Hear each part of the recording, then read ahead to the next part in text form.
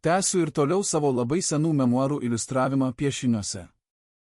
Dabar atėjo laikas papasakoti, koks buvo kadaise tas momentas, kada aš gavau 1995 m. Liepos mėnesio žurnalo Genys tuometį numerį. Buvo gražus, šiltas ir saulėtas vasaros dienos rytas, aš vis dar gulėjau savo tuometėje lovelėje, bet buvau jau pabudęs. Gal apie 19 dieną. Atsikėlęs ant stalo kambaryje radau padėtą naują Liepos mėnesio Genį su kita spauda laikraščiais. Mama atnešė rytą spaudą, nes praeitą dieną buvom pamiršę nueiti parsinešti laikraščius.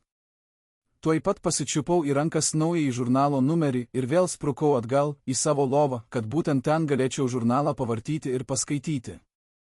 Turėjau aš anuomet vaikystėje tokią truputį keistą savo lovelę, kurioje naktimis miegodavau, su apsauginiais šoniniais rėmais dėl išaugimo. O tuomet savo lovelėje varčiau tą Genį ir vis negalėjau atsistebėti naujausiomis jo turinio įdomybėmis, jau vos atvertus pirmąjį lapą, iškart į akis krito ir didelį įdomumą paliko tada bitės Vilimaitės apysaka Spalvotas vėjas. Paskui ir Šlepetės istorijos tęsinys ir pasakojimas apie senovinius malūnus, komiksai su Miciumi ir Pykštuku, šalia naujojo buvo netgi pakartotas vėl ir senas komiksas iš 1994 m. numerio 4.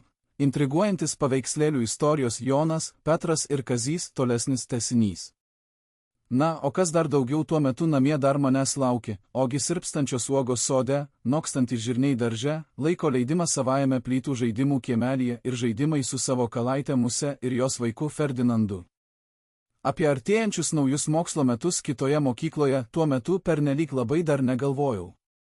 1995 m. Liepa.